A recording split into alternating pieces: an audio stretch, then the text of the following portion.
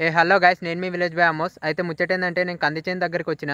అయితే మొన్న కందికి గడ్డి మందు కొట్టినాం కదా, ఆ గడ్డి చచ్చిపోయిందా చచ్చిపోలేదా, ఆ కంది ఎట్లున్నదనేది చూపిస్తా చూడురి. ఇదే గైస్ కంది చూడురి, గడ్డి మాత్రం ఏ మాత్రం చచ్చిపోలేదు.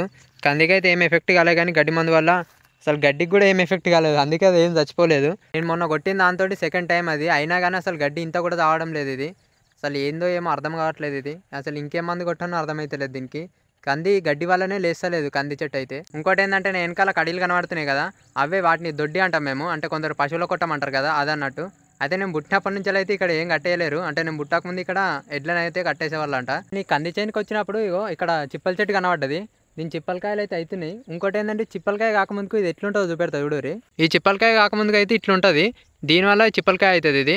ఇది ఏంటంటే ఇది పువ్వు మాదిరి ఉంటుంది. దీన్ని అయితే తింటే ఇది కూడా మస్తు ఉంటుంది టేస్ట్. చూస్తున్నారు కదా, ఈ పైన అన్ని ఎండిపోయి లోపల నుంచి చిప్పలకాయ అనేది బయటకు వస్తాయి. మీకు చూపెడతా చూడురి, ఇక్కడ కనబడుతుంది కదా, ఆ పైన మాత్రం ఎండిపోయి లోపల ఉన్న చిప్పలకాయ బయటకు వస్తుంది.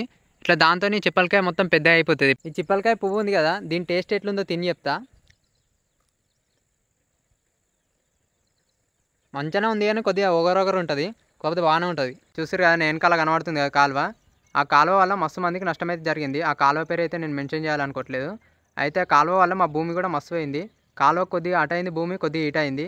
దానివల్ల మస్తు నష్టం అయితే అందరికి జరిగింది. ఇంతవరకు ఒక్కరు కూడా లాభం జరగలేదు, ఒక్క బొట్టు వాటర్ కూడా అందులోకి ఇంతవరకు రాలేదు. అయితే ఆ కాలువ వల్ల మా పెద్దమ్మ సమాధి కూడా పోతే అనుకున్నాం, కాకపోతే సైడ్కి అయితే వదిలిపెట్టారు ఆ సమాధిని. అది చూపెడతా సమాధిని కూడా ఎట్లుందో. ఈ కాలువ కూడా ఎంత లోతుందో కూడా చూపెడతా చూడండి. చూడండి గైస్, కనబడుతుంది కదా, ఇదే కాలువ మస్తు లోతుంటుంది కాలువని అయితే. అందులో వాటర్ ఉన్నాయి కదా, ఓన్లీ వర్షం నీళ్ళు అవి. ఇంతవరకు అయితే ఈ కాలువలకు వాటర్ అయితే వదిలిపెట్టలేరు. అక్కడ దూరంలో తెల్ల కనబడుతుంది కదా, అదేమో మా పెద్దమ్మ సమాధి, దగ్గర పోయి అయితే చూపెడతా.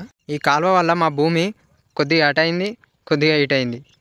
నా వెనకాల కనబడుతుంది కదా, అదే మా పెద్దమ్మ సమాధి. కాలువ వల్ల ఆ జేసీబీ తాకేసి మొత్తం ఇవి క్రాక్స్ వచ్చినాయి. దీనికి జాయింట్లు అయితే వేసిన నేను సిమెంట్తోని. చూపెడతా చూడరి, జాయింట్లు వేసేసి మొత్తం సున్నం వేసేసి పెయింట్ వేసేసిన. ఇక్కడ కాలువ తీసిన భూమి మాదే. మస్తు మంది ఏమంటారు అంటే భూమి పోతే పోయింది, పైసలు అయితే వచ్చినాయిగా అంటారు. పైసలు అయితే ఎక్కువ రావు. గవర్నమెంట్ అయితే బయట పెట్టే రేట్ అయితే గవర్నమెంట్ పెట్టదు. ఇంకోటి ఏంటంటే భూమి పోయినాక తెలుస్తుంది మళ్ళీ భూమి కొనాలంటే ఎంత కష్టమో. వెనకాల కనబడుతుంది కదా, అదే మా మొక్కజొన్న. అయితే మస్తు మొలవలేదు ఇంకా, ఎందుకంటే మొత్తం నీళ్ళు వచ్చేసినాయి. నీళ్ళు రావడం వల్ల మొక్కజొన్నకు నీళ్ళు ఎక్కువ ఉంటే మాత్రం అది మొలవది. ఇంకోటి ఏంటంటే మేము పోయిన వర్షాకాలంలోనేమో వరేసినాము, ఇట్లా వాటర్ వస్తాయేమని. పోయిన వర్షాకాలం వాటర్ రాక మొత్తం వరి ఎండిపోయింది. అయితే ఇప్పుడు మొక్కజొన్న వేసినాం, వాటర్ రాలేవని. ఇప్పుడేమో వాటర్ వచ్చి మొత్తం మొక్కజొన్ననే లేస్తలేదు ఇక్కడ. ఇలాంటి కాలువ వల్ల మీ భూములు కూడా పోయినాయేమో కామెంట్ చేయండి.